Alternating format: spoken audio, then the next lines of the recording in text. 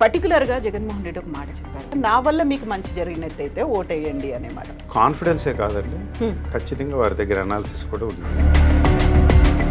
ఎస్సీలు ఎస్టీలని టార్గెట్ చేసుకుని వారి సంక్షేమ కార్యక్రమాలు చేశారు. పల్నాడుకు సంబంధించి చూస్తే అక్కడ ఇంకా ఫ్యాక్షనిజం అనేది ఎందుకు కనిపిస్తుంది? These are all tailor made అండి. పల్నాడులో రామకృష్ణారెడ్డి గారు అదేదో బ్యాలెట్ బాక్స్ పగలగొట్టారని సాయంత్రానికి కోర్టు బెయిల్ ఇచ్చింది, మొత్తం కుసుమంది. అఫీషియల్గా ఎన్నికల కమిషన్ వీడియో బయటపెట్టి కేసు ఫైల్ చేయలేదు. అది లోకేష్ గారి ట్విట్టర్లో నుంచి వాళ్ళు తీసుకుని కేసు ఫైల్ చేశారు. అది ఒక లొసుగుల గుట్ట. జగన్ కేవలం సంక్షేమం మీదే ఫోకస్ పెట్టారు, అభివృద్ధి గురించి పట్టించుకోలేదు. ల్యాండ్ టైటిలింగ్ యాక్ట్కి సంబంధించి భూమి మీద జగన్ పేరు ఉంటుంది. మీరు చెప్పే ల్యాండ్ టైటిలింగ్ యాక్ట్ ఇవన్నీ పుకార్లు షికారులు చేస్తే కొంతకాలం వాటి ప్రభావం ఎక్కడా లేదు, ఎవరు పట్టించుకోలేదు. సో ఇప్పుడు ముద్రగడ పద్మనాభం గారు ప్రభుత్వం ఏర్పాటు చేయకపోతే నా పేరును కూడా మార్చుకుంటాను అని. పొన్నూరు దాటి నా బుర్ర అంత పెద్దగా పనిచేయలేదండి. ఎన్ని స్థానాల్లో వైఎస్ఆర్సీపీ గెలుచుకోబోతుంది అనుకుంటున్నారు మీరు? నా దగ్గర ఒక శాంప్లింగ్ ఉంది. ఈసారి కవిత గారు మీరు మీ ఫోన్లో రికార్డ్ చేసుకోండి. కెమెరాలో రికార్డ్ అయిపోయింది. If it is 1500 also I will not surprise. Prashant Kishor, Jagan ఎంతసేపు సంక్షేమం మీద ఫోకస్ పెట్టాడు, అభివృద్ధి కార్యక్రమాలు లేవు. పొన్నూరు ఏపల్ ఏరియాలో ఎవరన్నా ఉద్యోగం పోతే ఏమంటారంటే ఈ తీసేసిన తహసీల్దార్ అంటారు. ఓకే, ప్రశాంత్ కిషోర్ అనే వ్యక్తి తీసేసిన తహసీల్దార్.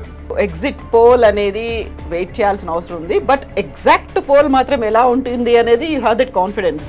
ఎగ్జాక్ట్ పోల్ ఎలా ఉంది అనేది గత 1-2 రోజుల నుంచి కొద్దిగా డౌన్ అవుతుందని నాకు అనిపిస్తుంది. జగన్మోహన్ రెడ్డి గారు చెప్పినటువంటి మాటలు 100% నిజంగా పోతుంది. నమస్తే, నేను Kavitha. Welcome to I dream news. గతంలో కంటే ఈసారి మాకు ఎక్కువ సీట్లలో గెలుపు లభిస్తోంది. దేశం మొత్తం మా వైపు చూసేలా ఫలితాలు ఉండబోతున్నాయి. ఎన్నికల తర్వాత జగన్మోహన్ రెడ్డి చేసినటువంటి వ్యాఖ్యలు ఇవి. నిజంగా అంత కాన్ఫిడెన్స్ ఎందుకుంది? ఏ ధైర్యంతో చెప్పగలిగారు?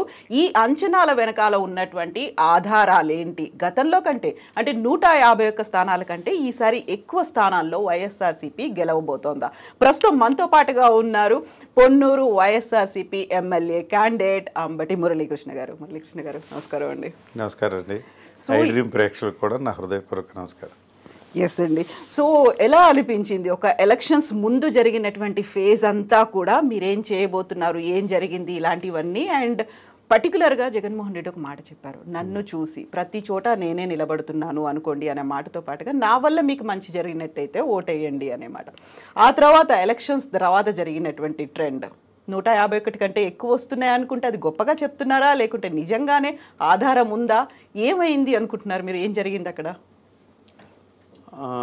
బేసిక్గా అంటే 100% మా నాయకుడు జగన్మోహన్ రెడ్డి గారు ఏం చెప్పారో వారు కాన్ఫిడెన్సే కాదండి, ఖచ్చితంగా వారి దగ్గర అనాలిసిస్ కూడా ఉండి ఉంటుంది. ఎందుకంటే క్షేత్రస్థాయిలో పొన్నూరు నియోజకవర్గంలో ఒక అభ్యర్థిగా ఉన్న నేను కూడా కొన్ని పారామీటర్స్ సైంటిఫిక్గా నాకు అనిపించినాయి. అందువల్ల పొన్నూరు ఎలా గెలుస్తానని మీకు రాబోయే క్షణాల్లో మీకు చెప్పగలుగుతాను. అలాగే వారి అసెస్మెంట్ దొరికిన తర్వాతే వారు 152 క్రాస్ చేస్తుందని చెప్పారు.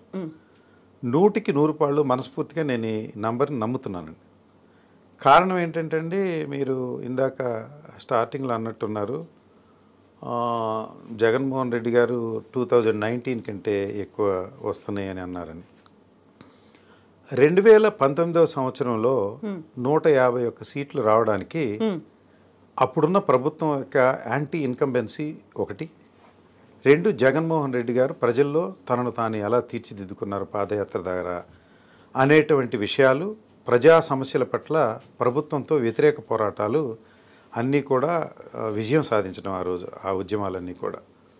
సో దాంతో యాంటీ ఇన్కంబెన్సీ ప్రజలకి ఏం చేయబోతున్నారు, తర్వాత వారు పాదయాత్ర ద్వారా ప్రజలతో మమేకమైన విధానం, ఫ్యూచర్లో మంచి నాయకుడిగా వీరు ఎదుగుతారు, ప్రజల సమస్యలు తీరుస్తారు అనేటువంటి ఆశతోటి ఓటేశారు. ఆ రోజున జగన్మోహన్ రెడ్డి గారికి పాలన ఎక్కడ చేయలేదు రాష్ట్రంలో, కానీ ఇప్పుడు 5 సంవత్సరాలు పాలన చేశారు. ఈ ప్రభుత్వం మీద యాంటీ ఇన్కంబెన్సీ 0, దాంట్లో అసలు వేరే ఆలోచనే లేదండి. ఐ మీన్ నేనేమంటున్నానంటే అండి, యాంటీ ఇన్కంబెన్సీ ఎందుకు లేదండి, మేము టీవీలో మేము గమనించామండి అని మీరు అనొచ్చు. యాంటీ ఇన్కంబెన్సీ లేదు అనేది ఒక పార్టీ లీడర్గా లేకుంటే ఒక ఎమ్మెల్యే క్యాండిడేట్గా మీకు అనిపించవచ్చు. వాట్ అబౌట్ ప్రజలలో కూడా అదే ఫీల్ ఉందా? ఒకటి నేను చెప్పాల్సినది అదేనండి. నేను ఏమంటున్నానంటే ఈ సృష్టి రహస్యం ఏంటో నాకు తెలియదు కదండి. సుమారుగా పురుషులు ఎంతమంది ఉండారో స్త్రీలు కూడా దరిదాపులుగా అంతే ఉంటారు. అట్లాగే జగన్మోహన్ రెడ్డి గారికి ఎంత ఓటింగ్ ఉంటుందో ఆపోజిట్ సైడ్ కూడా అంతే ఉంటుంది. ఏ ఒక్క రాష్ట్రంలో కూడా ఏ ఒక్క నాయకుకి 70% ఓటింగ్ ఎప్పుడు రాదు. గెలుపు ఓటములు సింగిల్గా పోటీ చేసినప్పుడు 50% పైచిలుకు ఓట్లు తెచ్చుకున్న వారే విజయాన్ని సాధిస్తారు. అందువల్ల మిగతా 40 వీరికి సపోజ్ రేపు 56% ఓట్లు వచ్చినాయి అనుకోండి, 56% 44 యాంటీ ఇన్కంబెన్సీనే, వారిని పట్టించుకోవాల్సిన అవసరం లేదు.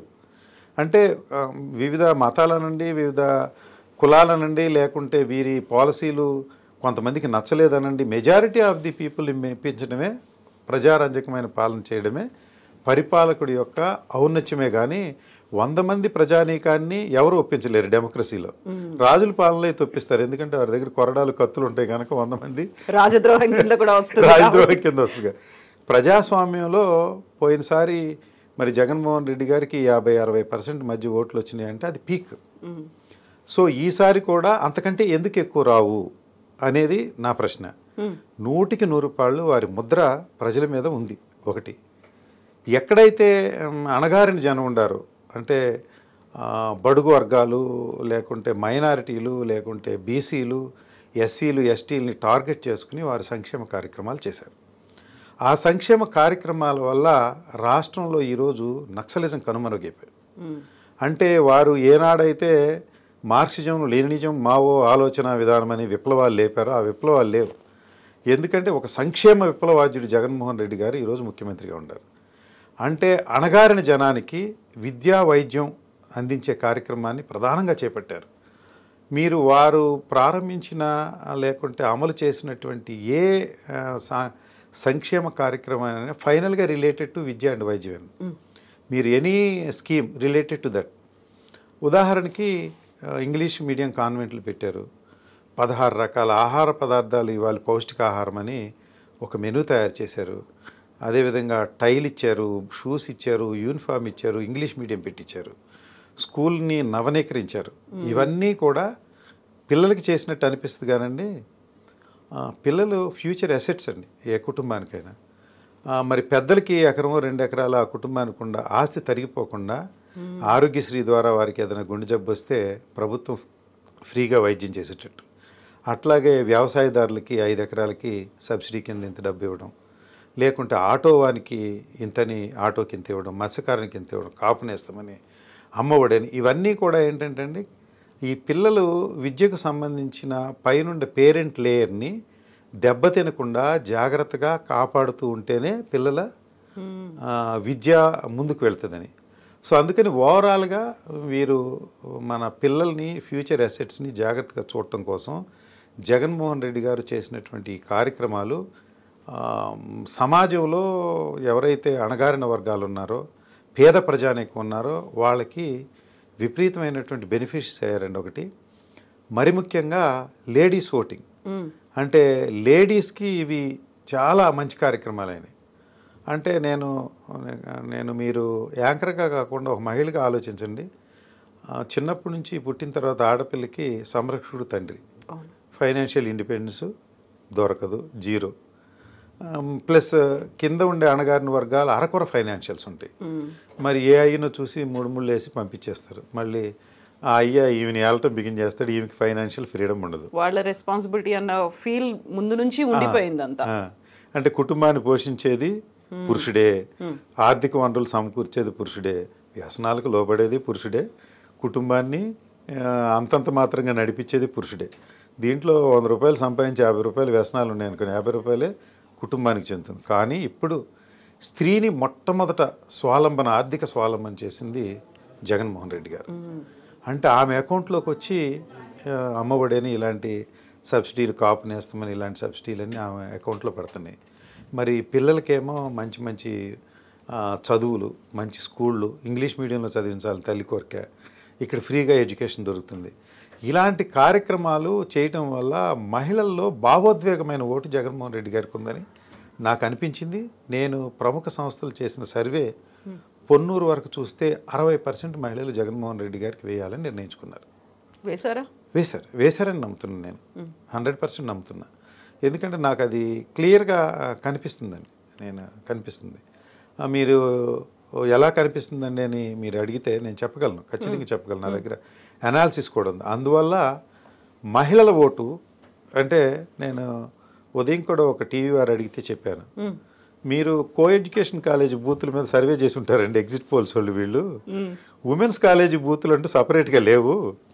సో లేడీస్ ఓటింగ్ని సపరేట్గా సర్వే చేయగలిగే విధానం మన దగ్గర ఉండొచ్చు, కానీ అక్కడ రెండు కలగూర గుంపులాగా ఉండే ఓట్లు. మహిళల ఓట్లు ప్రత్యేకంగా సర్వే చేస్తే మోర్ దాన్ 60% రాష్ట్రంలో పడినాయి అంటాను. ఒకటి ఉదాహరణకి పొన్నూరులో 99,567 మహిళల ఓట్లు పోలయ్యాయి. పురుషులు కేవలం 93,000 చిల్లరే పోలయ్యాయి. సో పురుషుల కంటే మహిళల ఓట్లు ఎక్కువ పోలైనాయి. దాంట్లో నేను ఖచ్చితంగా నమ్ముతున్న 60% ఓటింగ్ వచ్చిందని. పురుషుల్లో సమానం వేసుకుందాం, లేదండి ఒక 5% తక్కువ వేసుకోండి, అక్కడ 20% బ్యాలెన్స్ ఉంది.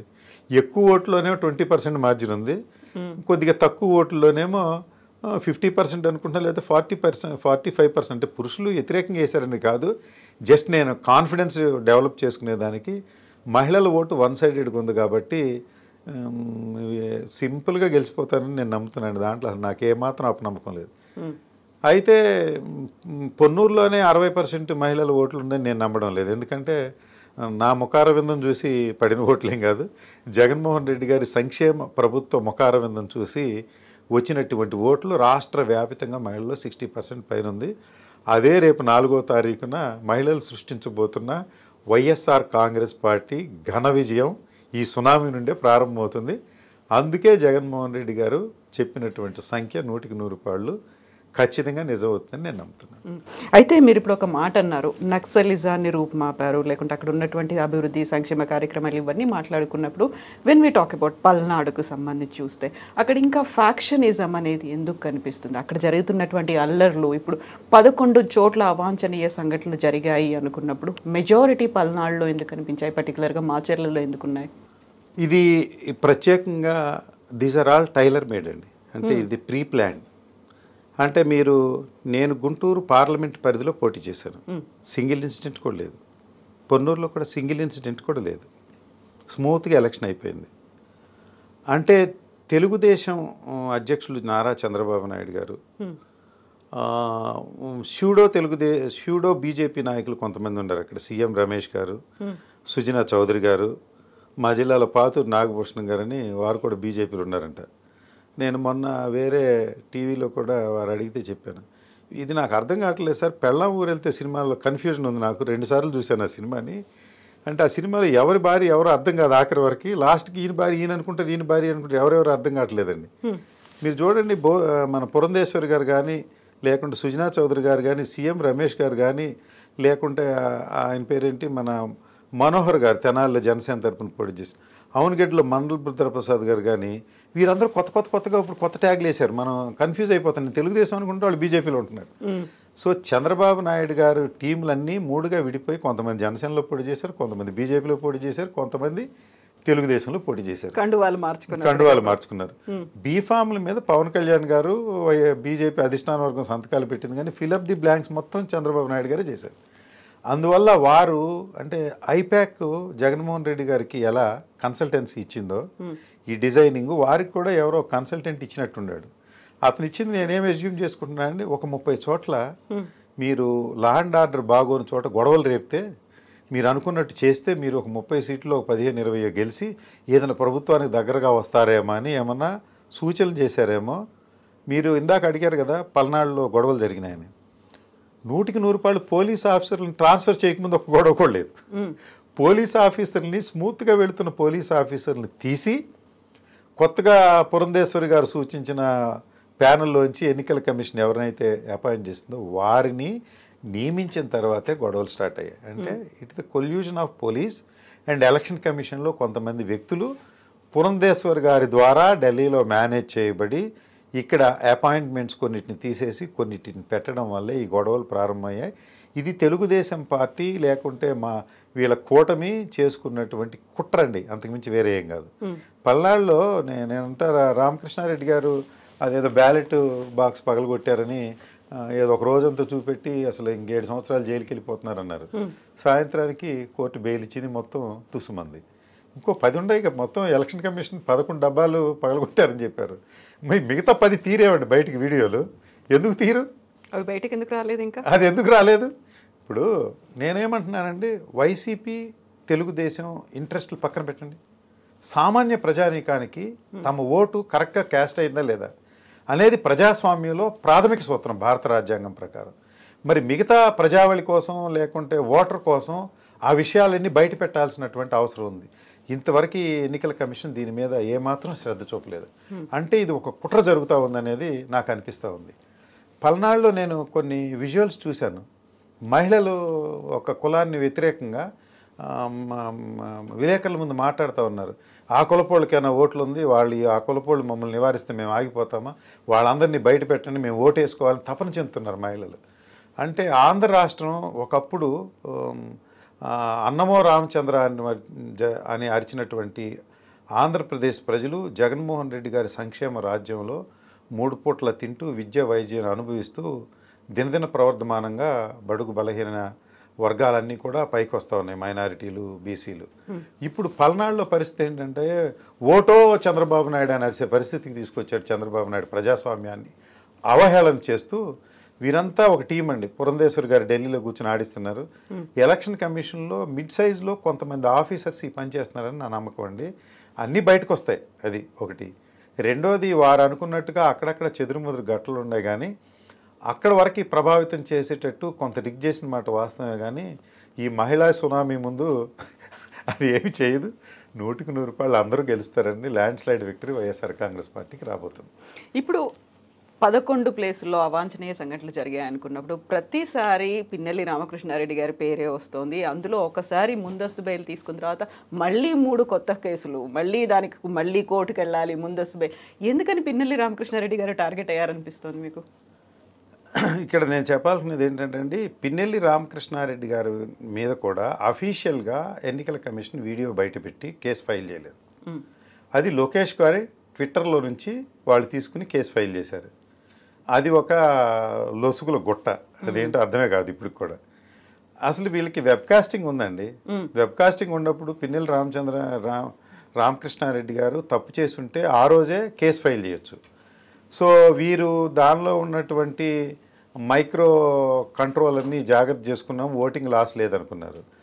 లాస్ లేనప్పుడు నేను అనేది ఏంటంటే, అరటి తొక్క తీశారు, అరటిపొడి మీ దగ్గర ఉందన్నారు, కవర్లో పెట్టి ఫ్రిడ్జ్లో పెట్టుకున్నారు, డేటా ఎక్కడ చెదిరించలేదన్నారు. అలాంటప్పుడు మిగతా 10 చోట్ల మీకు కష్టం లేనప్పుడు రామకృష్ణారెడ్డి గారిది ఒక్కదే బయటికి పెట్టాలంటే ఇది కేవలం రాజకీయంగా వారిని కనుమరుగు చేయాలని, రాజకీయంగా అనర్హత వేటు వేయాలని, లేకుంటే వారిని భ్రష్టు పట్టించాలని కుట్ర చేయడం వల్ల తెలుగుదేశం వారు ఈ వీడియోని బయటికి తీసుకొచ్చి పెట్టారు. అయినా ఏంటంటే it is a property of election commission అండి. అది లోకేష్ గారి ట్విట్టర్లో ఉంటే అదొక నేరం. వారి మీద కేసు ఫైల్ చేసి వారిని అరెస్ట్ చేయాల్సింది పోయి ఆ వీడియోలో ఫేక్ వీడియోని తీసుకొచ్చి, ఉదాహరణకి మీకు మీ జిరాక్స్ కాపీ చూసి ఐడ్రీమ్స్ ఉద్యోగం ఎవరండి, ఒరిజినల్ చూస్తారు ఖచ్చితంగా. జిరాక్స్ కాపీ మీరు తీసుకొస్తే ఎవరు కాగ్నిజెన్స్లోకి తీసుకోరు. వీరు అదేదో జిరాక్స్ కాపీనో లేకుంటే ఫేక్ వీడియోని అది తీసుకుని కేసు ఫైల్ చేశారు. కోర్టు ముందుకు రాగానే అది కాగ్నిజెన్స్లోకి తీసుకోలేదు. మరి చంద్రబాబు నాయుడు గారి మీద ఓటుకు నోటు కేసులో ఒక వీడియో ఉంది. ఆ వీడియో పరిస్థితి ఇప్పటివరకు రాలేదు ఫోరెన్సిక్ ల్యాబ్ నుంచి.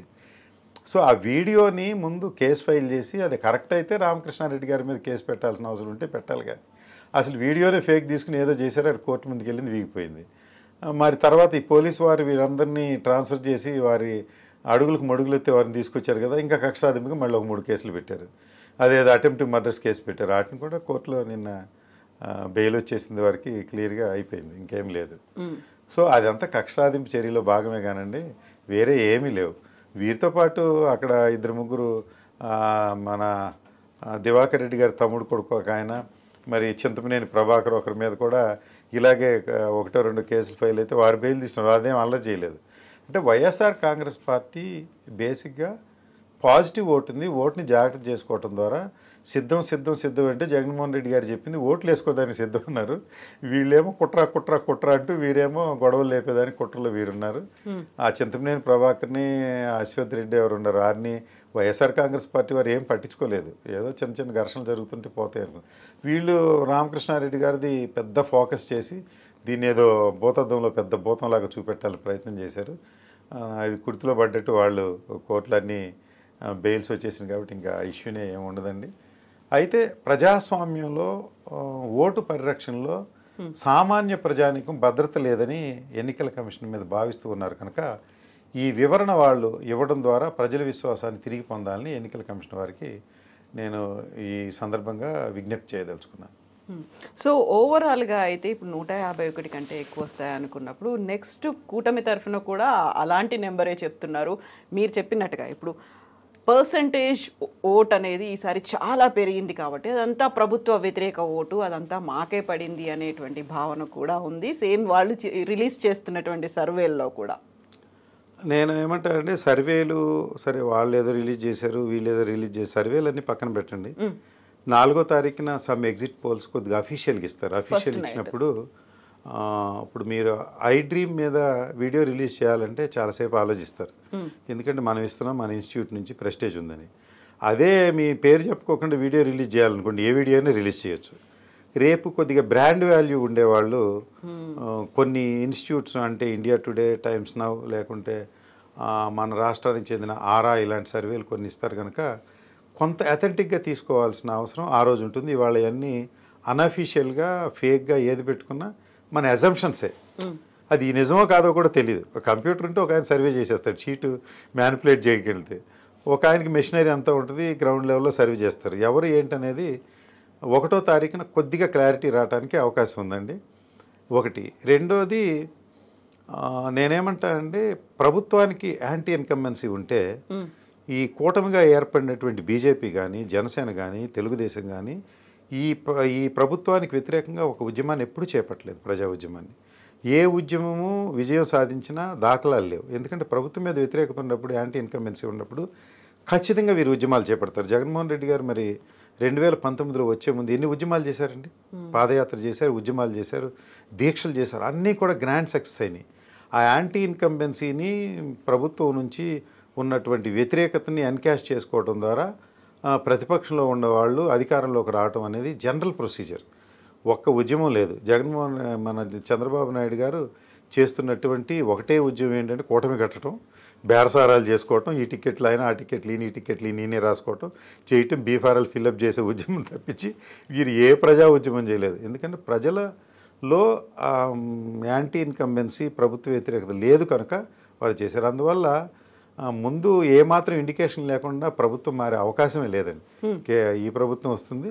అయితే ఏంటంటే వారు ఎన్నికలు దిగారు, వారు పెద్ద పెద్ద మైకులు పెట్టారు, పెద్ద పెద్ద ఖర్చులు చేశారు, రెండు ప్రధానంగా పోటీలు పడినట్టు కనిపిస్తుంది. కాబట్టి ఆ టెంపోలో హీట్ ఎక్కిన తర్వాత ఒక్కసారి నిజాన్ని గుర్తించడానికి కొంత సమయం పడుతుంది.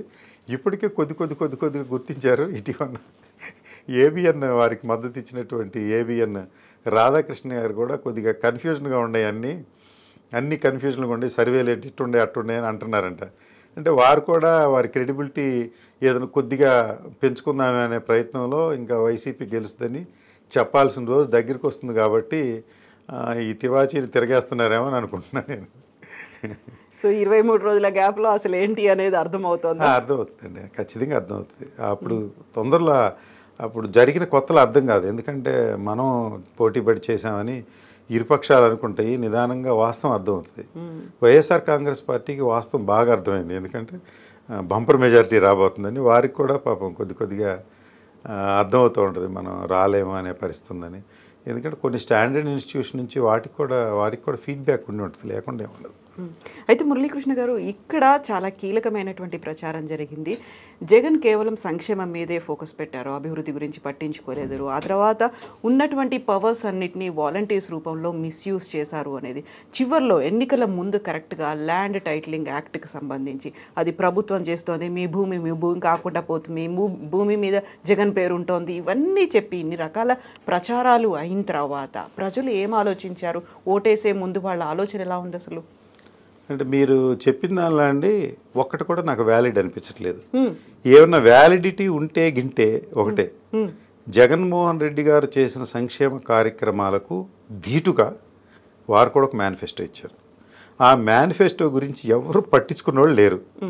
అంటే జగన్మోహన్ రెడ్డి గారు 101% సంక్షేమాలని బేస్ చేసుకుని ఎన్నికలకు వెళ్ళారు. ప్రజలకు ఏదైతే సంక్షేమ కార్యక్రమాలు చేశారో వాటిని మీరు నమ్మితే, మీకు లబ్ధిదారులు అయితే మీకు నచ్చితే నాకు ఓటేయండి అని ఆయన ప్రజానీకాన్ని కోరారు. సో దానికి మరి అలాంటి కార్యక్రమాలు మేము అమలు చేస్తామని వారు ఒక మేనిఫెస్టో ఇచ్చారు. మీరనే ల్యాండ్ టైటిలింగ్ యాక్ట్ ఇవన్నీ మధ్యలో లేపినటువంటి పుకార్లు, లేకుంటే షికారులు, లేకుంటే సప్లిమెంట్సే కానీ మెయిన్ మేనిఫెస్టో వారిది. ఆ మేనిఫెస్టోని గురించి అసలు మీకు మీరు ప్రజలు ఎవరైనా నమ్మినట్టు మీకు అనిపించింది? ఎక్కడా లేదు, దాన్ని పట్టించుకోలేదు. అంటే జగన్మోహన్ రెడ్డి గారు తన మేనిఫెస్టోని కొద్దిగా మాడిఫై చేస్తూ కొన్ని ఎన్హాన్స్మెంట్లు ఇస్తూ తిరిగి ఒక మేనిఫెస్టోని రిలీజ్ చేశారు. అదేవిధంగా చంద్రబాబు నాయుడు గారు అనండి, లేకపోతే వారి కూటమి, మీకు ఒక పిల్లోడు ఉంటే జగన్మోహన్ రెడ్డి గారు అమ్మ ఒడిస్తే మీరు ముగ్గురు పిల్లలు ఉంటే ముగ్గురికి ఇస్తా ఉన్నారు. దాన్ని అసలు ఎవరు పట్టించుకోవాలి. అది ఆ మేనిఫెస్టో ఎప్పుడు డిఫీట్ అయిందో అప్పుడే వారి పార్టీ కూటమి కూడా డిఫీట్ అయిపోయిందండి. మిగతా మీరు చెప్పే ల్యాండ్ టైటిలింగ్ యాక్ట్ ఇవన్నీ పుకార్లు, షికారులు చేస్తే కొంతకాలం ఓటేసేటప్పటికి వాటి ప్రభావం ఎక్కడా లేదు, ఎవరు పట్టించుకోవాలి. వారు పెట్టిన ఆశకే ప్రజలు లొంగకపోతే వారు ఎంతెంత చేస్తామని మేనిఫెస్టోలో పెడితే ఈ సప్లిమెంట్స్ని ఎవరు చేయరండి. అయితే మీడియా ఇప్పుడు జగన్మోహన్ రెడ్డి గారికి లేకుంటే వైఎస్ఆర్ కాంగ్రెస్ పార్టీకి అనుకూల మీడియా కన్నా వ్యతిరేక మీడియా ఎక్కువ ఉంది. అందువల్ల వాళ్ళు రచ్చ చేశారు కదండి. ప్రజలు అసలు ఇవన్నీ పట్టించుకోలేదండి. డైరెక్ట్గా జగన్మోహన్ రెడ్డి గారికి వారికి మధ్య ఉన్నటువంటి అవినాభావ సంబంధంలో వారికి పథకాల ద్వారా ఏమొచ్చాయి, తిరిగి జగన్మోహన్ రెడ్డి గారు రుణం తీర్చుకుని మళ్ళీ ఈ ప్రభుత్వాన్ని కొనసాగించాలన్నది ధ్యాస తప్పించి వేరే లేదండి. మీరంటారు ఇంకా, ఇప్పుడు నేను ఇందాక చెప్పాను కదా మీకు, ఎంత గెలిచినా 56, 57, 60% వస్తుంది కానీ 70% వస్తుందని ఎవరు చెప్పట్లేదు. సో మిగతా 40% కూటమికి ఓటింగ్ రావచ్చు కదా. ఆ 40% ప్రజలు మీరు అన్నట్టు ఇప్పుడు ఈ ల్యాండ్ టైటిలింగ్ యాక్ట్ దాని గురించి ఆలోచించి వారు నెగిటివ్గా ఓటేయడానికి ఇంకా బలాన్ని చేకూర్చుకోవడానికి పనికొస్తాయి కానీ పాజిటివ్ ఓట్ని ప్రభావితం చేయడానికి ఇలాంటి పుకార్లు ఏది పనికి రాలేదండి. ఖచ్చితంగా పాజిటివ్ ఓటు వన్ సైడెడ్గా చక్కగా జరిగింది. అది సో ఇప్పుడు పాజిటివ్ ఓటు గురించి మనం మాట్లాడుకున్నప్పుడు ఒక డిఫరెంట్ మన ఆంధ్రప్రదేశ్ను చూసుకుంటే రాయలసీమ, కోస్తా ఆంధ్ర, ఉత్తరాంధ్ర ఇవన్నీ లెక్కల్లో డిఫరెంట్ లెక్కలు, పార్టీల వారీగా లేకుంటే కులాల వారీగా చూసుకున్నప్పుడు, మహిళల వారీగా చూసుకున్నప్పుడు లెక్కలన్నీ డిఫరెంట్గా ఉన్నాయి. ఈసారి అన్నీ మారిపోతున్నాయి అనేటువంటి ఈ విశ్లేషణలు ఉన్నాయి చూడండి. ఎన్నిక తర్వాత జరిగినటువంటి విశ్లేషణలు టిల్ June 4th వరకు ఇవి కంటిన్యూ అవుతూనే ఉంటాయి. ఈ లెక్కలన్నింటినీ మీరు ఎలా డీకోడ్ చేసుకుంటున్నారు?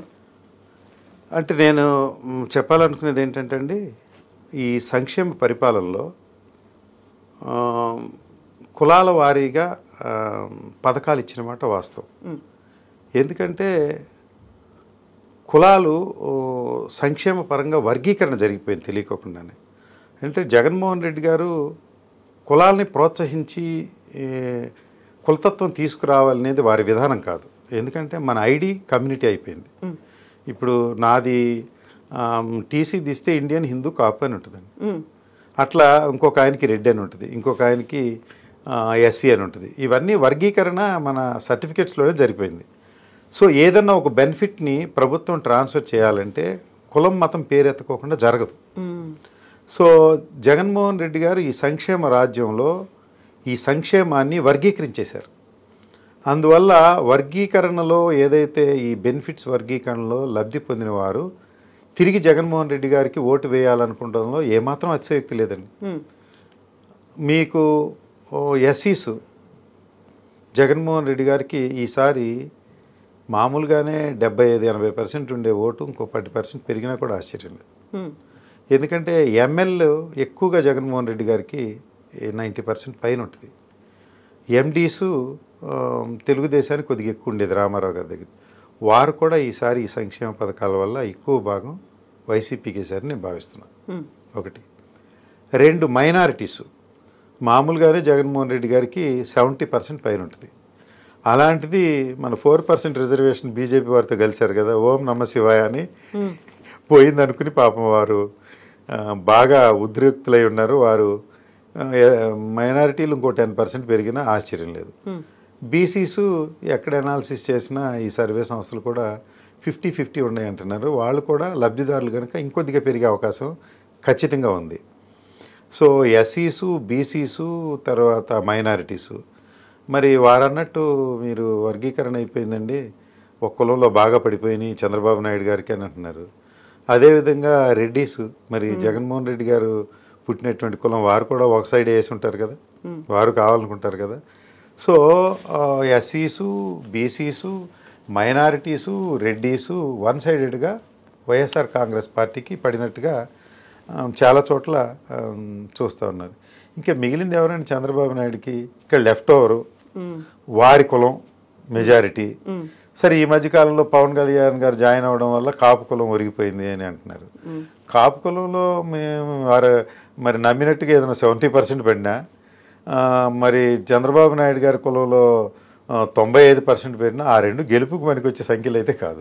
మిగతా 5-6 కులాలు అక్కడే ఉన్నాయి. సో అందువల్ల కుల ప్రాతిపదికను చూసుకున్నా కూడా YSR Congress party landslide victory చేయబోతుందని నేను అనుకుంటా ఉన్నాను. సో ఇప్పుడు ముద్రగడ పద్మనాభం గారు వైఎస్ఆర్సీపీకి వచ్చిన తర్వాత ప్రభుత్వం ఏర్పాటు చేయకపోతే నా పేరును కూడా మార్చుకుంటాను అని ఒక ఛాలెంజ్ విసిరిన తర్వాత ఆ ఫ్యాక్టర్ అనేది ఎలాంటి రోల్ ప్లే చేసింది అనుకుంటున్నారు మీరు? అంటే నేను వాస్తవం చెప్పాలంటే అండి, ఈ పొన్నూరు దాటి నా బుర్ర అంత పెద్దగా పనిచేయలేదండి, ఆలోచించలేదు, అటువైపు వెళ్ళలేదు. ఈ మధ్యకాలంలో ఎన్నికలైన తర్వాతే బీజేపీ టికెట్లు ఎవరు పోటీ చేశారు, తర్వాత జనసేనలు ఎవరు పోటీ చేశారు, అభ్యర్థుల పేర్లు ఈ మధ్య చూస్తాను. నేను కంప్లీట్గా ఈ పొన్నూరులో ఇమ్మర్స్ అయిపోయి ఉన్నా. ఎందుకంటే నేను పొన్నూరులో పార్టీని నేను లీడ్ చేయలేదు, పార్టీని నేను జెండా కట్టి నడిపించలేదు. నేను అయితే జగన్నామ సంక్షేమ సంవత్సరం పేరుతో గత సంవత్సరంన్నర నుంచి పొన్నూరులో సంక్షేమ కార్యక్రమాలు చేసి అండర్ కరెంట్లో జగన్మోహన్ రెడ్డి గారి ఫోటో పెట్టుకుని మంచి కార్యక్రమాలు చేశాను. రూపాంతరం చెంది కేవలం 2 నెలల 15 రోజుల ముందే అభ్యర్థిగా నియమించబడ్డాను. అందుకని నాకు ఇది ఛాలెంజింగ్ టాస్క్. అంటే పొన్నూరులో నేను ఇంటింటికి నా ముఖం చూడాలి ముందు, అభ్యర్థిని కొత్తవాడిని కనుక. అదే పాత అభ్యర్థి అనుకోండి, ప్రీ ఆక్యుపైడ్ ఉంటారు జనం, వారి ముఖం నచ్చవచ్చు నచ్చకపోవచ్చు. అంతకుముందు ఉన్నటువంటి అభ్యర్థులు వారికి సుపరిచితులు, నేను కొద్ది మాత్రం పరిచితుడిని, ఇంకొద్దిగా ఎక్కువగా నా ముఖం చూపెట్టాలి. అంటే ఓటు వేసే వాళ్ళకి చూపెట్టాలి, ఎందుకంటే ఓటేద్దాం అంటున్నాను ఈ పిల్లడు కనపడలేదని అడిగేవాళ్ళు ఉంటారు, ముఖం గుర్తుంది తప్ప ఈ పర్సన్ ఎవరు అనుకుంటే కష్టం కదా. ఓటు వేయని వారికి కన్విన్స్ చేసుకోవటానికి కూడా నా ముఖం కనిపించాలనేది నా అభిప్రాయంతో సందు గొంది తిరిగానండి. ఇల్లు తిరగటానికి దొరకలేదు. ఉదయం 7 గంటలకి ప్రచార రథం, టాప్ లేని ప్రచార రథం ఎక్కితే మధ్యాహ్నం 2:30 గంటల వరకు కూడా తిరిగేవాడిని. నేను మీటింగ్లో కూడా చెప్పేవాడిని, బాపట్ల ఎండి చేపలాగా ఎండిపోతున్నాను ఈ ఎండలో మిమ్మల్ని కలటం. అంటే 68 గ్రామాలు, 202 అభ్యర్థిగా నియమించబడితే కేవలం 2 నెలల సమయం, దానిలో కొన్ని సిద్ధమంటూ అట్లాంటి కార్యక్రమాలు, జగన్మోహన్ రెడ్డి గారి సభ ఒకటి పొన్నూరులో హెలికాప్టర్లో వచ్చి వారు ఉపన్యసించారు, వాటికి మొబిలైజేషన్ కార్యక్రమాలు, అదేవిధంగా నామినేషన్ కార్యక్రమాలు, ఇలాంటి కార్యక్రమాలు చేసుకోవడంలో నాకు వర్కింగ్ డేస్ బాగా తక్కువ ఉండటం వల్ల నేను ఎక్కువ ఇన్వాల్వ్ అయ్యి నాకు జనరల్గా ఉండే అవేర్నెస్ కూడా రాజకీయాల మీద పొన్నూరు దాటి బియాండ్ దట్ లేదు. ఆ తర్వాతే కొద్దిగా పేపర్ కూడా చదివే సమయం లేదు అప్పట్లో. రాత్రిపూట కేవలం 2-3 గంటలు మాత్రమే పడుకునే పరిస్థితి ఉందండి. సరే అంత కష్టపడ్డా కనుక ఇప్పుడు అన్ని రకాలుగా చేసుకున్నాం, సంతృప్తిగా ఎందుకు చేసుకున్నాం అనే తృప్తి ఉంది. సరే విజయం సాధిస్తామనేది శాస్త్రీయంగా కూడా నాకు కొన్ని సర్వే సంస్థలు నాకు ఇచ్చిన రిపోర్ట్ ప్రకారం నేను నా విజయం సునాయాసం అని నమ్ముతా ఉన్నాను. అందువల్ల పెద్దగా వైడర్గా నేను అంత గొప్పగా చెప్పగలిగలేను, కానీ ఇవన్నీ కూడా మీరు చెప్తున్న ఇందాక ల్యాండ్ టైటిలింగ్ ఇవన్నీ అంటే రిలేటెడ్ టు సెగ్మెంట్ ఆల్సో. అవును, అందుకలా ఎందుకంటే అక్కడ ఉన్నటువంటి లబ్ధిదారులకు ఉండేటువంటి అనుమానాలు ఉంటాయి. వాళ్ళేంటి ఇలా చెప్తున్నారు, నిజంగానే మన భూమి మనకు కాకుండా పోతుందా అనేటువంటి ఒక డౌట్ వస్తుంది. అవన్నీ క్లియర్ చేయాలి. మీ గొలుపు కోసం మీరు చెప్పాల్సిన మళ్ళీ మీరు చెప్పాలి. అక్కడ మీరు చంద్రబాబు నాయుడు గారు ఇన్ ప్రిన్సిపల్ వారు ఏం చెప్పిన ప్రజలు నమ్మరండి. అయితే ఏంటంటే పాము అనగానే ముందు కంగారు పడతారు, లైటింగ్ లేకుండా కూడా జనం కంగారు పడ్డారు. ఒక 2-3 రోజులకు మళ్ళీ తేరుకుంటారు, ఈ చంద్రబాబు నాయుడు మరొక అబద్ధం చెప్పారు అని. ఇంతకు ముందు కూడా వారు పసుపు కుంకుమ అన్నారు, ఇవన్నారు ఎవరు ఓటేయలేదు ఆయనకి. ఇప్పుడు మేనిఫెస్టో మీరు స్ట్రైట్గా కవిత గారు మీరు 2-3 ఎలిగేషన్స్ 2-3 చెప్పారు కదా, స్పెక్యులేషన్స్. మరి వాటి మీద క్వశ్చన్ చేసిన మేనిఫెస్టోని నమ్మారని మీరు అనుకున్నారా? మేనిఫెస్టోని నమ్మితే వైఎస్ఆర్ కాంగ్రెస్ పార్టీ గెలవదు, వారు గెలవాలి కదా. ఆ మేనిఫెస్టో మరి బాగా ఆశాజనకమైన మేనిఫెస్టో, అది ఇంప్రాక్టికల్, అది అమలు కాదని ప్రజానీకం నమ్మారు కనుక నెగ్లెక్ట్ చేశారు. మీరు కూడా ఆ క్వశ్చన్ అడగలేదు నన్ను. ల్యాండ్ టైటిలింగ్ యాక్ట్ ఏం పవర్ఫుల్ అండి ఆ మేనిఫెస్టోతో పోలిస్తే? మేనిఫెస్టోలో ఒక ఇంట్లో 15,000 అమ్మఒడి జగన్మోహన్ రెడ్డి గారు ఇస్తుంటే ఆయన 45,000 ఇస్తాడు 3 పిల్లలు ఉంటే, అయినా నమ్మలేదు జనం. ఈయన ఎవరూ నమ్మే పరిస్థితి లేదు. ఈయన ఏదో చెబుతారు పట్టు వస్త్రం ఇస్తారని చెప్పి ఉండ వస్త్రం ఎత్తుకుపోతాడని టైప్ ఈయన. సో మేనిఫెస్టోల్ని నమ్మట్లేదు, కాకుంటే అక్కడ వాళ్ళ కళ్ళ ముందు ఏం కనిపించింది, భవిష్యత్ ఏంటి, ఇది మాత్రమే ఆలోచించారు. అంతేనండి. ఇది జగన్మోహన్ రెడ్డి గారు కావాలా వద్దా అన్న ఎన్నికండి. అసలు చంద్రబాబు నాయుడు గారిని కూటమి జనం పట్టించుకున్నారనుకోండి, నేను అనుకోలేదు.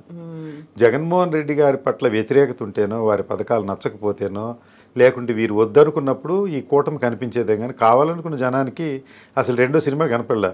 ఎన్టీ రామారావు సినిమాకి వెళ్ళాలని ఆయన ఫ్యాన్ నిర్ణయించుకున్న తర్వాత నాగేశ్వరరావు గారి సినిమా కనపడదు. ఇది కూడా అంతే. జగన్మోహన్ రెడ్డి గారికి ఓటేయాలని, మరి ముఖ్యంగా మహిళలు భావోద్వేగంతో ఉన్నారు కనుక వారికి అసలు ఫ్యాన్ కాక బ్యాలెట్ బాక్స్ మీద వేరే గుర్తు కూడా కనపడి ఉండదు. నిజమండి. నేను మీకు ఎంతవరకు అనుభవం ఉందో లేదో నాకు తెలియదు కానీ బ్యాలెట్ పేపర్లో బాక్స్లో వెళ్ళగానే నాకు కూడా ఫ్యానే కనపడుతుంది, నొక్కి వచ్చేస్తాం. మిగతా ఏం గుర్తులు ఉండే కూడా పట్టించుకో. ఎవరికైనా అంతే. అది ఒక అరక్షణం అట్లా మన ముందు మెరిసి ఫ్యాన్ నొక్కేస్తాం, బయటకు వచ్చేస్తాం.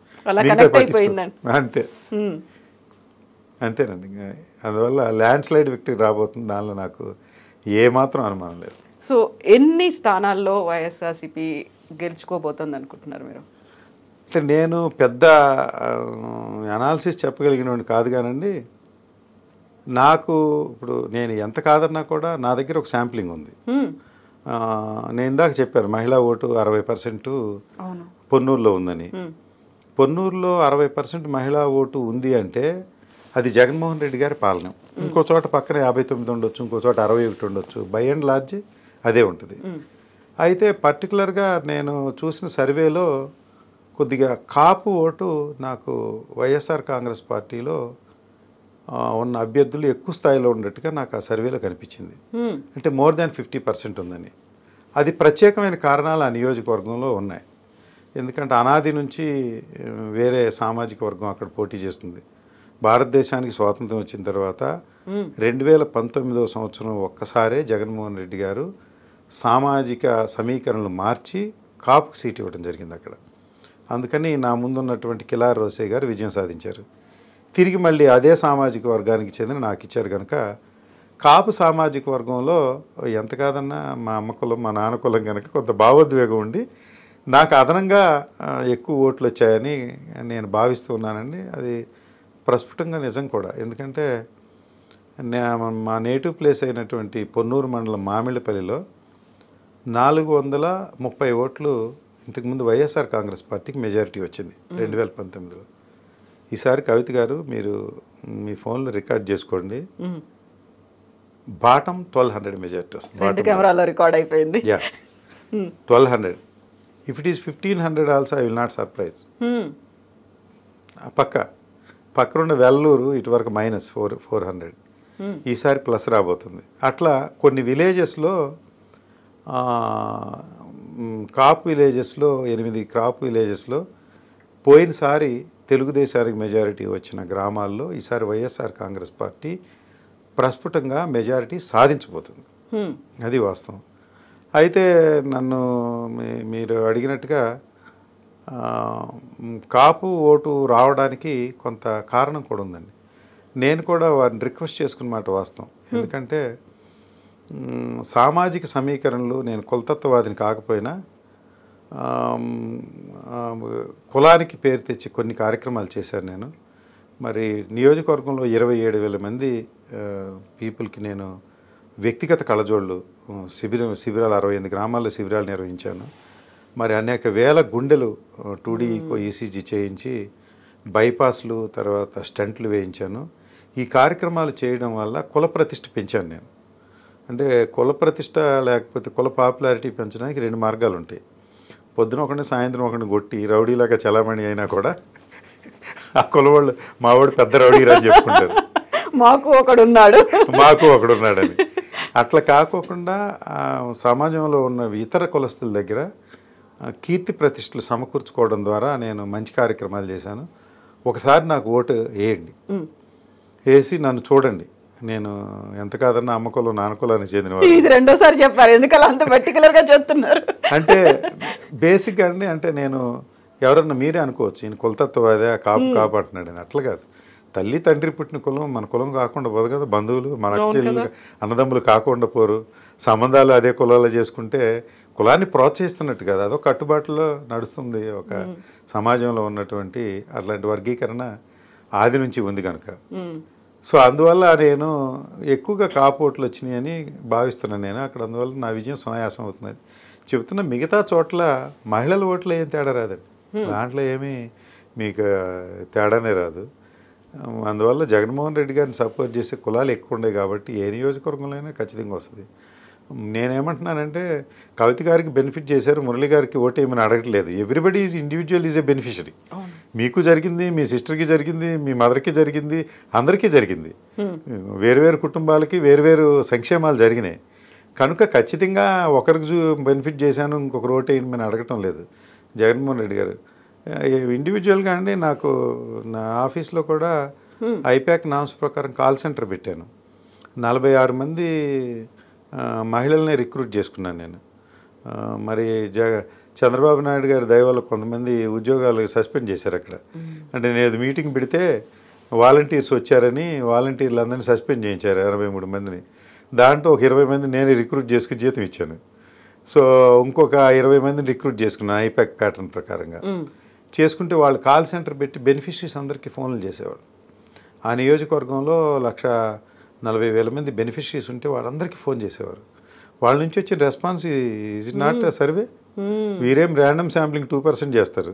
140,000 మంది బెనిఫిషరీస్ని నిరంతరం 3 సార్లు కాల్ చేసి ఏమండి జగన్మోహన్ రెడ్డి గారి వల్ల మీకు అమ్మఒడి వచ్చింది, మరి అంబటి మురళి గారు తెలుసండి. ఎలా తెలుసు మీకంటే మంచోడండి, మొన్న శిబిరం పెట్టి కళ్ళజోళ్ళు ఇచ్చాడు మా ఊర్లో అనేవాడు. మరి ఆయన అభ్యర్థిగా నిలబడ్డాడంటే తెలుసండి అని. మరి ఓటు మీరు అడిగేది ఏంటండి, ఓటు మేము వేస్తాం అంటే అంత కాన్ఫిడెంట్గా పర్సంటేజ్ తీస్తే బెనిఫిషరీస్లో 85% వైఎస్ఆర్ కాంగ్రెస్ పార్టీకి ఓటేస్తామని చెప్పారు. 15% డిఫరెంట్ రీజన్స్ ఉండొచ్చు, వారికి ఉంటాయి రాగద్వేషాలు సమాజంలో. ప్రతి బెనిఫిషరీ వేస్తే ఇంకా 100% వస్తాయి. సో అందువల్ల ఖచ్చితంగా ఐపాక్ ప్యాటర్న్లో కాల్ సెంటర్ పెట్టి ప్రతి నియోజకవర్గంలో శాసనసభ్యుడు ఈ మాదిరిగా చేస్తుంటే అందరికీ కాన్ఫిడెన్స్ కుదిరేది. ఒకటి, నేను గెలవడం ఒక ఎత్తు అండి, నేను గెలుస్తానని నమ్మడం ఒక ఎత్తు, పోలింగ్ అయిన తర్వాత కాన్ఫిడెన్స్ రావడం ఒక ఎత్తు. నాకు 3 ఉన్నాయి. అదే కంటిన్యూ చేయడం అనేది. గెలుస్తానని నమ్మకం ఉంది, నేను చేసుకున్న సిస్టంలో గెలవగలననే వర్కౌట్ ఉంది, పోలింగ్ అయిన తర్వాత గెలుస్తున్నాననే నమ్మకం కూడా నాకుంది. ఈ 3 చేసిన ఏ వ్యక్తికైనా తన గెలుపు గురించి ఒక అంచనా అయితే ఖచ్చితంగా ఉంటుందండి, దాంట్లో ఏ డౌట్ లేదు. అయితే ఇక్కడ ఐపాక్ గురించి మాట్లాడుకున్నప్పుడు ప్రశాంత్ కిషోర్ ఎన్నికలకి ముందు ఇచ్చినటువంటి ఒక ఇంటర్వ్యూకు సంబంధించి జగన్ ఎంతసేపు సంక్షేమం మీద ఫోకస్ పెట్టాడు, అభివృద్ధి కార్యక్రమాలు లేవు, లేకుంటే ఏది ఫోకస్ పెట్టాలి, దేన్ని హైలైట్ చేయాలి అది పట్టించుకోలేదు అనే ఒక మాట అన్నారు ఆయన. ఎవరు? ప్రశాంత్ కిషోర్. అంటే మాకు మేము పొన్నూరు రేపల్ ఏరియాలో ఎవరన్నా ఉద్యోగం పోతే ఏమంటారంటే ఈయన తీసేసిన తహసీల్దార్ అంటారు. ప్రశాంత్ కిషోర్ అనే వ్యక్తి తీసేసిన తహసీల్దార్ అండి. వారికి ఇన్స్టిట్యూట్ లేదు. ఇప్పుడు నేను ఉదాహరణకి టాటా మ్యానుఫ్యాక్చరింగ్ యూనిట్లో ప్రాజెక్ట్ మేనేజర్గా ఉన్నా. నేను వెరీ సక్సెస్ఫుల్ ప్రాజెక్ట్ మేనేజర్ని. నేను ఉద్యోగానికి రాజీనామా చేసి బయటకు వస్తే అప్పుడు నా వ్యక్తికి యొక్క తెలిసిపోతుంది. అంటే ఇన్స్టిట్యూట్ బ్యాకప్ ఉండటం వల్ల నేను చేసింది ప్రతి సక్సెస్ అవుతుంది. ఇన్స్టిట్యూట్ బ్యాకప్ లేకపోతే నేను ఇండివిజువల్లే.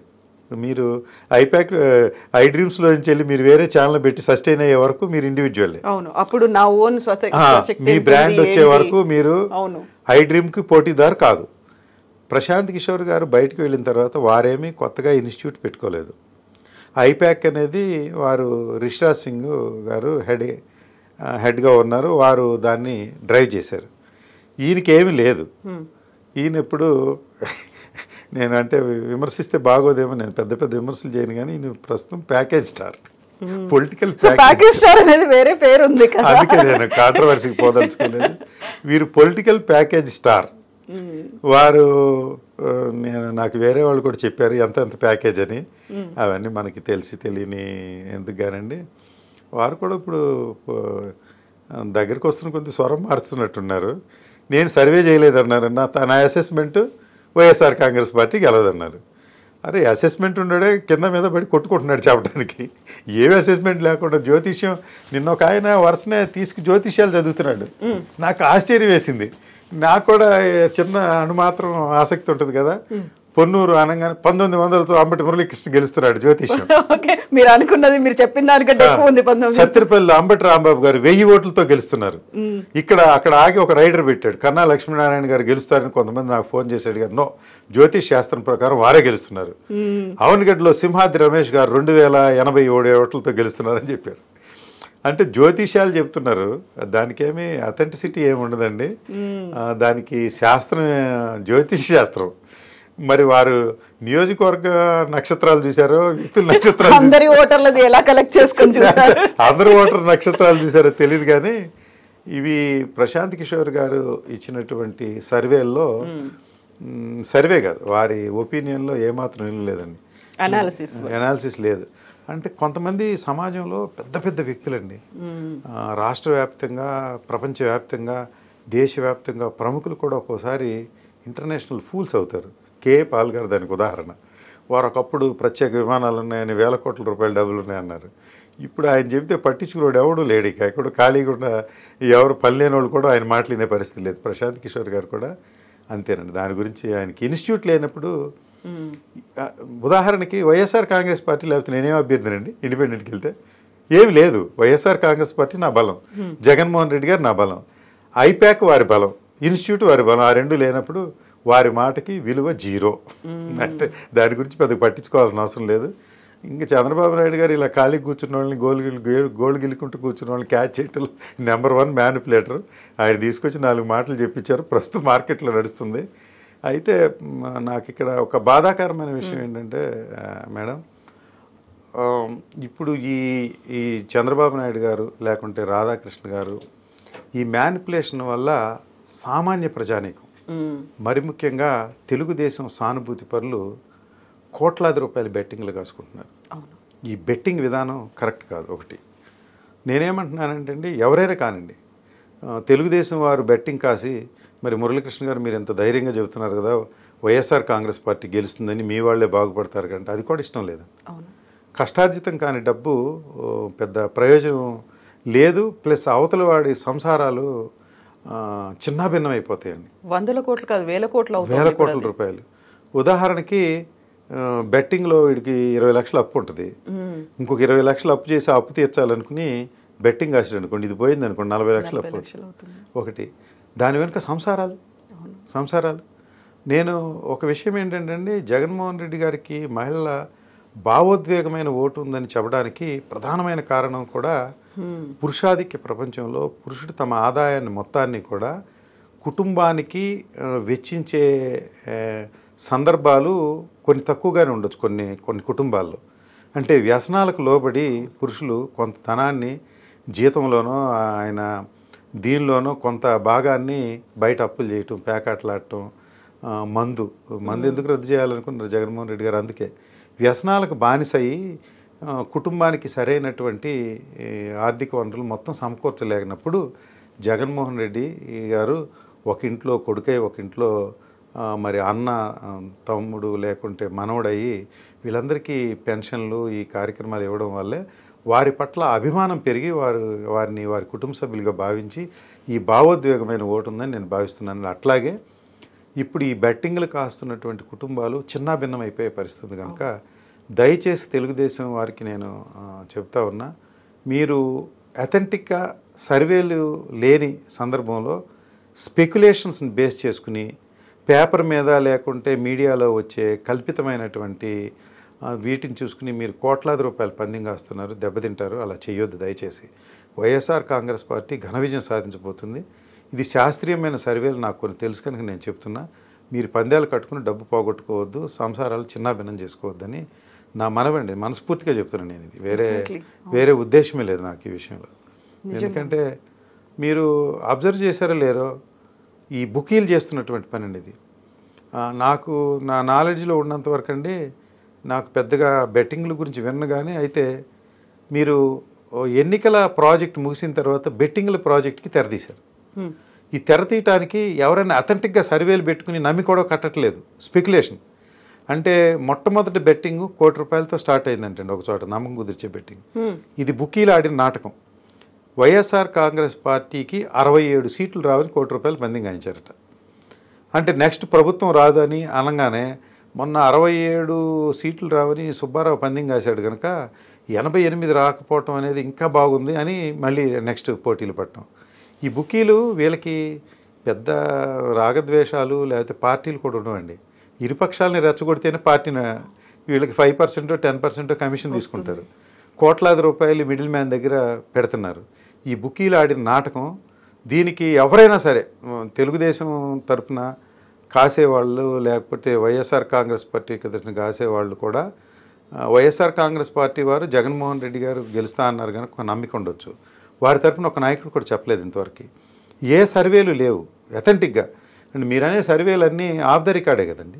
అందులో ఫేక్ సర్వేలు కూడా బయటకు వచ్చాయి. ఫేక్ కాదు madam, everything is a fake as on today because it is not a certified one. Exactly. You will get certified one on first only. 1వ తారీఖున ఇది నా సర్వే అని ప్రకటిస్తారు అధికారికంగా. ఇప్పుడు వీళ్ళు లీకులే కదా, లీకులు అటు ఉండొచ్చు ఇటు ఉండొచ్చు. ఆ లీకులు కరెక్ట్ అని ఎవరు చెప్తారు? ఇప్పుడు రాష్ట్రీయ స్వయం సేవక్ సంఘ్ సర్వే వచ్చింది. 159 సీట్లతో జగన్మోహన్ రెడ్డి గారు ప్రభుత్వాన్ని ఫామ్ చేయబోతున్నారు. ఆ సర్వే నమ్మని పోటీ ఎవరు కాస్తారు? మరి బీజేపీకి చెందిన మాతృ సంస్థే కదా ఆర్ఎస్ఎస్. అది కరెక్టా కాదా అంటే ఎవరికి తెలియదు. మరి వారెవరు ఖండించలేదు కనుక ఏమన్నా నిజమేమో. మోడీ గారు కూడా ఏదో వైఎస్ఆర్ కాంగ్రెస్ పార్టీ గెలుస్తుంది, కొద్దిగా మనం సాఫ్ట్గా ఉందాము, ఏదైనా 4-5 సీట్లు తగ్గితే జగన్మోహన్ రెడ్డి గారు ఏమైనా అప్పిస్తారేమో అని వారేమన్నా అనుకున్నారేమో నాకు అనిపించింది. 400 పార్ కాకపోతే ఉంటుంది హెల్ప్ అనేది. సో ఇప్పటికైతే మనకు ఎగ్జిట్ పోల్ అనేది వెయిట్ చేయాల్సిన అవసరం ఉంది. బట్ ఎగ్జాక్ట్ పోల్ మాత్రం ఎలా ఉంటుంది అనేది you have that confidence. Exact poll ఎలా ఉందనేది బేసిక్ నేను ఇందాక మీకు చెప్పాను.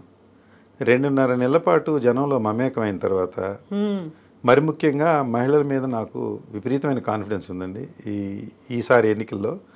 దానివల్ల థంపింగ్ మెజారిటీ వైఎస్ఆర్ కాంగ్రెస్ పార్టీకి వస్తుందని నేను నమ్ముతున్నా ఒకటి.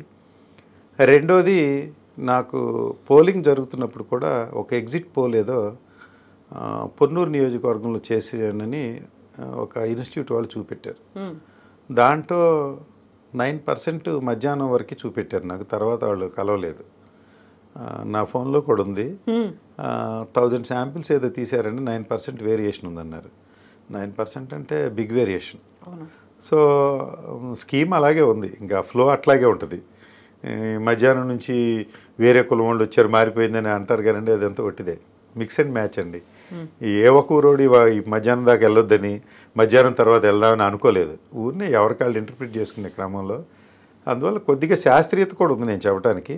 అయితే ఆ శాస్త్రీయతను బేస్ చేసుకుని దయచేసి ఎవరు పందాలు కాయొద్దు, వైఎస్ఆర్ కాంగ్రెస్ పార్టీ వారు కాయొద్దు, తెలుగుదేశం వారు కాయొద్దు. ఎందుకంటే అసలు మీకు పోలింగ్ అయిన తర్వాత అసలు పోలింగ్ గురించి ఎవరు మాట్లాడుకున్నారు, అన్ని బెట్టింగ్ల గురించి మాట్లాడుకున్నారు మార్కెట్ అంతా. సో ఇది ఒక మాఫియా, ఇది ఒక మ్యానియా అండి. ఇవి కూడా అది తప్పు విధానం. ఆ ప్రాజెక్టు ఎలక్షన్ పోలింగ్ ప్రాజెక్ట్ ముగిసింది, ఇక బెట్టింగ్ ప్రాజెక్ట్ ఓపెన్ అయింది. అయితే గత 1-2 రోజుల నుంచి కొద్దిగా డౌన్ అవుతుందని నాకు అనిపిస్తూ ఉంది. ట్రెండ్ మారుతుంది మెల్లగా. రాధాకృష్ణ గారు వీళ్ళంతా వీళ్ళ మాటలు నమ్మి వాళ్ళు పెట్టుంటారు, వీళ్ళు మెల్లగా జారుకుంటున్నారు. అందువల్ల వైఎస్ఆర్ కాంగ్రెస్ పార్టీ అల్టిమేట్గా భారీ విజయాన్ని నమోదు చేసుకోబోతుంది. జగన్మోహన్ రెడ్డి గారు చెప్పినటువంటి మాటలు 100కి 100 నిజం కాబోతున్నాయి. So thank you so much and మీకు అడ్వాన్స్ కంగ్రాచులేషన్స్. మళ్ళీ మనం June 4th తర్వాత మాట్లాడుకుందాం ఓవరాల్ పొన్నూరు గురించి, ఓవరాల్ ట్రెండ్ గురించి, అప్పుడు వచ్చిన రిజల్ట్ గురించి కూడా. I'm accepting your advance congratulations in both the cases. 1 Ponnuru, 2 రాష్ట్రంలో వైఎస్ఆర్ కాంగ్రెస్ పార్టీ ప్రభుత్వం. ధైర్యంగా తీసుకుంటున్నా, ధైర్యంగా నేను యాక్సెప్ట్ చేస్తున్నా. Thank you so much and మనం June 4th తర్వాత మళ్ళీ మాట్లాడుకుందాం. థ్యాంక్ యూ అండి. Thank you. ఐ డ్రీమ్ ప్రేక్షకులకు నా హృదయపూర్వక నమస్కారం. థ్యాంక్ యూ అండి.